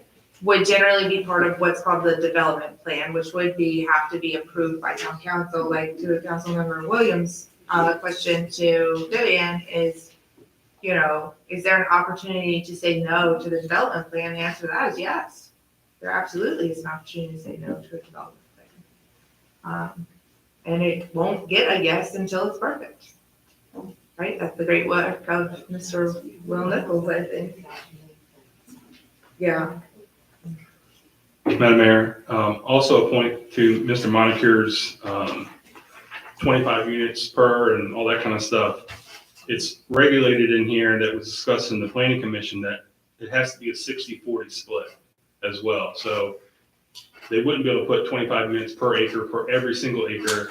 They would either have to make apartments, townhouses, single-family homes. The other 40% would have to be the other way around. So although it would still be congested for a 25 unit, at least in my mind, and in talking to others as well, it wouldn't be 25 units per acre for the whole area for 10 acres. Yeah, I think also it's important to remember that, again, this can apply to smaller parcels like the development, across from Food Lion, which is all townhouses right now. And as far as I know, it's meant to continue to be all townhouses. And that really has added to the townhouse inventory, which is good and is necessary for comps and selling other townhouses like what, Johnson has done and things like that. But, there's still a very big missing piece in variety of housing, which has been identified in the housing chapter of the comp plan very clearly from several years and adopted it in 2022 with the most recent version of the comprehensive plan, 2020, although I think it was adopted in 2021. Yes, Mr. Williams. Madam Mayor, I'd like to make a motion that we postpone this vote for at least a month so that we have more time and The main reason that I'm saying this is because we've had less than 48 hours to review the final PUD. And to me, that's not enough time to get feedback from the public or for us to do any additional legal reviews of this PUD. Is it possible to get them here? To get what done? Berkeley? Yeah, I'm sure it's possible. I'll second for purposes of discussion. Okay. So we had a motion on the floor, now we have a different motion on the floor. Yeah, the second motion is what we're discussing now, delaying the vote on this. I think that that's a good question for Vivian and the town manager. It seemed to me that the planning commission really did a very thorough job of listening to a lot of public comment, interacting with the public, and adding that things in, which is how the municipal services impact study got added into this version. I think that was a good move and a good thing. Do you think there's more further legal review? Because of the Monday, I mean, to Mr. Williams' point, like, you know, because that turnaround was from Monday to Wednesday, would you advise further legal review, or the things that they changed were very minimal, or how do you? The changes that were made were minimal. With respect to actual legal review, I'm not aware of any legal issues that are outstanding. I mean, there's a great deal of latitude in the state enabling legislation regarding what may be the terms that may be included in a PUD ordinance, and all of those the enabling legislation, the state legislation has been complied with. So I'm not aware of additional legal issues that are outstanding. You know, if other items are desired for inclusion in the ordinance, you know, that's not really, those aren't legal questions. That would just be further editing of the document. I have a follow-up question to that. If it were to be passed tonight and then it needed to be revised, we could do that, correct? Correct, at any time. Thank you. Just to clarify, it wasn't just for legal review, but for public review as well. Less than 48 hours, to me, is not a reasonable amount of time. Even if the changes were minimal, sometimes a minimal change could make a huge difference in the outcome of the. Will you outline the changes? Thank you. Yes, so there were three changes. Yes, three changes that were made. In section 29-1, paragraph 3 or number 3 was amended. It previously read, provide affordable housing opportunities for residents at a variety of income levels. That was rephrased to now read, provide workforce housing opportunities for residents, period. And just to clarify that workforce housing, the Planning Commission is currently reviewing Article 20 of the zoning ordinance, which is definitions, and workforce housing is now a defined term, so that, because that needed to be clarified in some way, so that phrase is now a defined term. Excuse me, what was that item number? That was it was section 29-1, paragraph for item number 3. And that was added. It was reworded. Okay, It was amended. because the one above it still says, well, it does, okay, never mind. It says a mix of various residential dwellings, but it types. Right, it's Okay. a different bullet. Yes. The second amendment was to item, it was in section 29-4 and paragraph 5. The original draft was provided by the Berkeley group, and I had provided an alternative drafting, and I can read through those, but I can share that the reasoning for redrafting that paragraph was simply because it was cumbersome and difficult to interpret and follow. So the change was in phrasing for clarity and not for a substantive change to the terms contained in that paragraph 5. So I'll start with the new, and if town council would like for me to read the old, I will do that. But the way that it was passed along to you is an assessment identifying any area with the proposed development that has scenic assets, cultural, or archaeological resources or other natural features deserving of protection and preservation, and identifying how protection, maintenance, and/or mitigation of impact of such scenic assets, cultural or archaeological resources, and natural features will be accomplished. Such statement shall be in addition to Article 21 and Article 22 of this ordinance, meaning the zoning ordinance. And I'll go ahead and read, previously that read, an assessment identifying any areas within the proposed development that have scenic assets or other natural or cultural features that will be protected and preserved, and identifying how protection, maintenance, and/or impact mitigation of such scenic assets or other natural or cultural features will be accomplished. Such statement shall be in addition to all applicable laws and regulations, including but not limited to the standards of Article 19, Article 21, and Article 22 of this ordinance. So that paragraph was just rephrased again, believing that it says the same. And then in that same section 29-4, the third change that was made was to add, as Town Council has discussed this evening, an item 6, assessment of municipal services, impacts on municipal services, an analysis of the impact on municipal services, including but not limited to emergency services, utilities, law enforcement, education, and infrastructure. And those were the 3 changes. Okay, and one of them If was I made may, because of legal. No, I'm sorry, Ms. Well, No, we we did are in ask for a discussion. master plan, it's the first item. of That's in the previous- memo, correct, in the memo, not in the revised ordinance, yeah. We have the memo, thank you.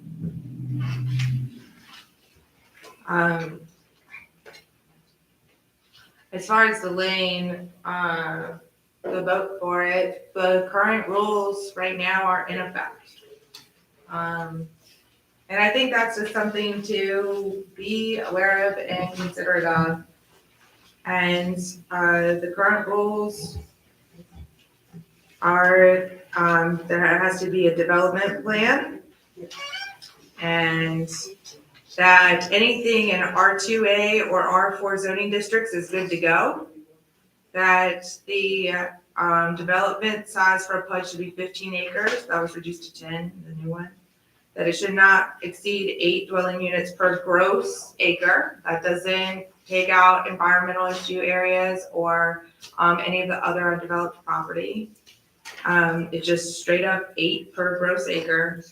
Commercial density is not to exceed 50 square feet per residential dwelling unit, which is very small. There's a little bit about a development schedule. 2 bullet points about a development schedule. Open space requirement is 15%, that's been increased to 20%. The maintenance and required of open space and recreational areas, that's still in the new one, it's a little bit better worded in the new one. Setbacks are as per the development plan, minimum lot size requirements is 5,000 square feet for a single family home, but attached dwellings is based on development plan, and that's it, that's the whole ordinance. Ordinance. Very last section is that refer to all the other ordinances. Madam which is still in Mayor, the new one. I don't see any advantage to delaying, simply because if there is something we want to add or change, we can do that next month instead of delaying passing the revised PUD as presented.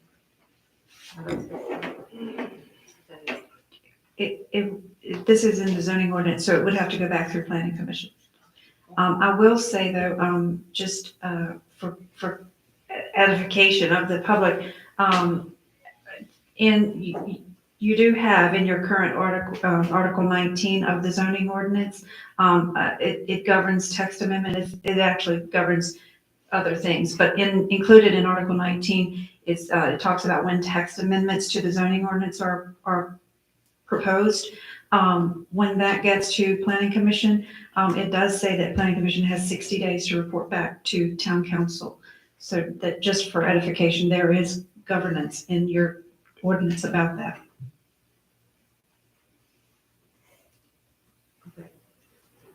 I'm gonna vote on the delayed motion currently, and then see how that goes, and then to address the first motion.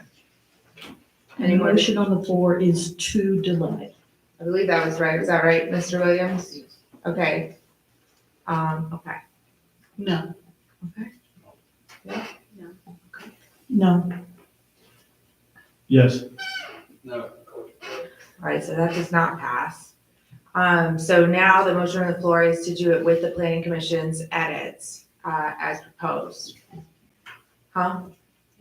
Yes, I'm gonna discuss that now, if that's okay. Okay. So, I would like to do a motion to amend that,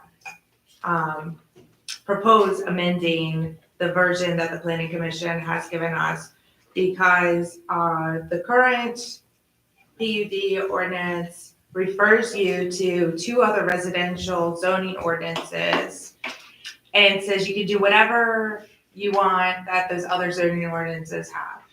And so I just want to align the residential uses that are allowed in those other zones with the PUD. And so I just found a couple things that did not align, and I would like those to be aligned.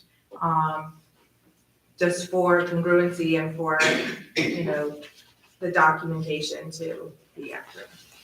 So what that is changes to permitted uses by right, and there's two things there. I'd like to add community facilities, which is a term defined in our definitions. Add community facilities. Do you want to read the definition of community facility? Do you have that? Sorry, I put you on the spot for that. And also add live work units. And the reason why of those two things is if you go to our R3 ordinance, those are allowed by right in R3, and R3 is generally would align with the PUD as it did in the former, and I just aligning the same thing. So that would be live work unit and community facility. And then the other thing is the uses permitted with approval of conditional use permits. And same thing, all I'm talking about is just making it congruent with those other residential uses, approved uses that we have in those other ordinances. And so that would be to add daycare center, family day home, and a nursing home. That's not to mean any of these things are actually gonna happen in any PUD, but they're just that they're congruent with the other ordinances as well. So. What section was that? On to, I'm sorry, I have like 10 versions up here now. This is 29-6. Correct. Permitted units. Correct, 29-6.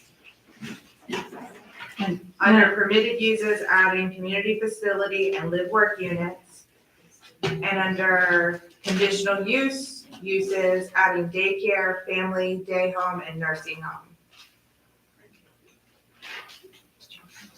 Non-related. That's it. And that brings this into conformity with our other zoning. Right, and that's directly from the PUD 3R districts from permitted and conditional uses that are already allowed and would be allowed. So do you need a motion to make those changes? Yes, I'm motioning to, You're making the motion. I'm motioning to amend the recommended ordinance just to add those. So I'll second that for the purposes of discussion. Okay, perfect. Did you want that definition? Community. Oh, yeah, facility? sure, go ahead. I'm sorry, I pulled up the wrong one. I thought I had it in front of me and it's added field. It's community facility. Yes. I'm sorry, I had communications.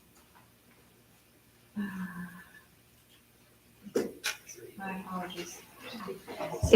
Community facilities is defined in Article 20 as public land or a structure landscaped, lighted, and publicly maintained for sitting areas, play space, and other community-oriented features and facilities.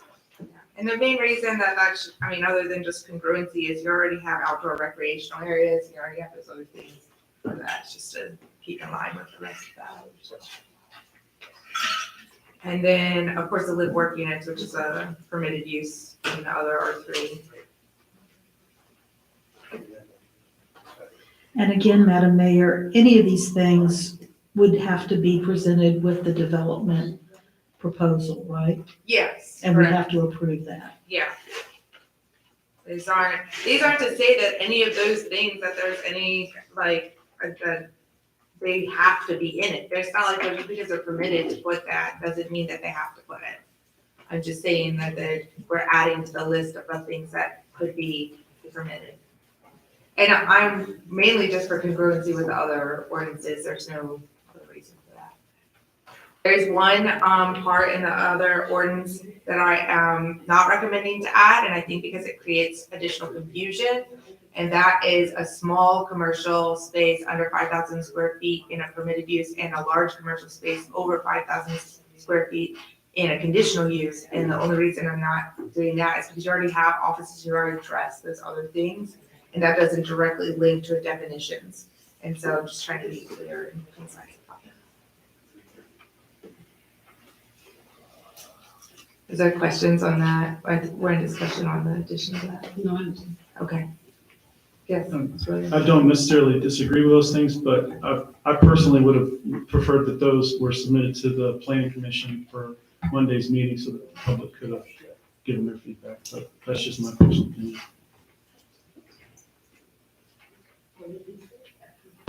Mayor, is there a difference in nursing home and then assisted living residence?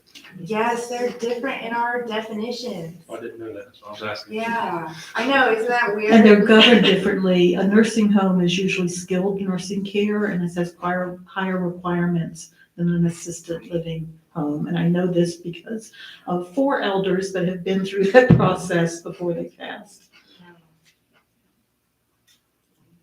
Yeah, I was surprised too, that was sort of different, defined uses. Sure. Thank you. It's a good question. Okay. We want to vote on this amendment, On the amendment first? just on this amendment to it. Okay, I'll start down here this time. Aye. Nay. Nay. Aye. Vote on the amendment? Yes. Aye. And aye.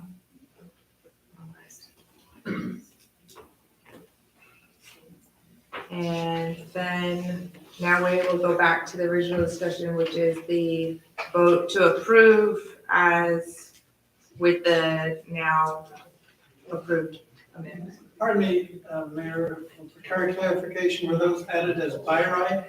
No, well, 2 of them, live work units and community facilities are the permitted use. Yes, the by right. Okay. As congruent with the other R3 ordinances. And then the conditional uses are daycare, family day home, and nursing home. Oh, okay. I'm sorry I missed that. You good? I think we got it. Okay. Any further discussion? Okay. We'll go ahead and vote on the motion at hand, which is to vote for the ordinance. Is that correct? The amended, as amended. As amended. Yeah, Aye. okay. Mr. Moncur?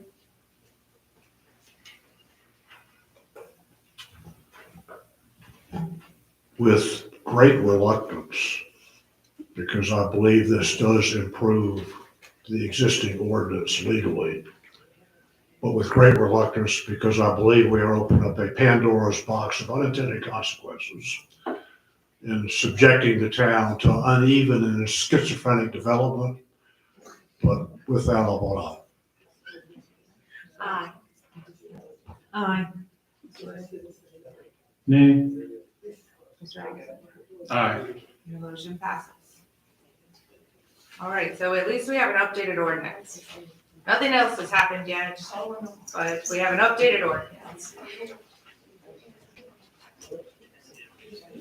Mayor, did you abstain or did you vote? I can vote aye. Thank you. I thought I did too. The track loader, Mr. Murphy. Thank you, Madam Mayor. The town council, as you probably recall, authorized the CIP expenditure of $90,000 for the replacement of our compact track loader, AKA skid steer. This week, we were in process of getting, bids for the replacement of such. This week, we experienced failure with the existing piece of equipment, which is pretty much a daily use piece of equipment. So we procured 3 bids, and also, unfortunately, we kind of wanted to make sure that the availability fit in, because if you have one machine for a period of time. Can you make sure you use your mic? Oh, I'm so sorry. Sorry, thank you. Okay, can you hear me now? All right. So we did get 3 bids, but we found that one was available, that somebody had turned down that matched our requirements. This was, and it happened to be equivalent, was missing a couple of the options that we wanted that were available, but it was equivalent in the bid, the prices of which I passed around to you. But we can put these additional parts on afterwards, and it's available tomorrow. So with this, I'm requesting that you move the money, the $90,000 into the operating fund from the capital improvement fund, so that we can proceed with purchase and acquisition of this piece of equipment ASAP. And could you just, for those of us that aren't up to date on what all this equipment, what do we use this for? We use this for backfilling ditches, loading trucks with gravel, dirt, grading our excavations out and transporting the dirt, loading it onto a dump truck. We also use it for grading pretty much everything. So it's a critical piece. Thank you. Ditches, everything. Kind of like a utility knife for public works. Exactly. With a shovel on it. With a big shovel and a motor to move it. Okay, am I hearing a motion to, fund, the skid steer, track loader? To move the funds from To move the CIP to funds from operational. CIP to the general fund So moved. and request a purchase. Authorize the purchase. Request and authorize purchase. So You moved. got that, Heather? Second. I think I got a first and a second. All right, any other discussion? Okay? Aye. Aye. Aye. Aye. Aye. All right, we're Thank you gonna very take a 15-minute recess, and then we're gonna, oh wait, let me go ahead and do the announcement for the public record. A motion to go into closed meeting pursuant to Virginia Code 2.2-3711A1 to discuss the appointment of a zoning administrator and pursuant to Virginia Code 2.2-3711A7 and A8 and A5 for consultation with legal counsel, employing regarding pending litigation regarding specific matters that require legal advice from counsel related to the following: real property acquisition, one or more requests relating to town and property, zoning determination regarding private commercial use, the Plain Beach Volunteer Rescue Squad, litigation on the Westmoreland County Circuit Court, the Dora, Plain Beach Public School, and land use. Oh, man. Give me a 15-minute break and then we'll go. So moved. Okay, second? Second. All in favor? Aye. Aye, all right. Yeah. After break.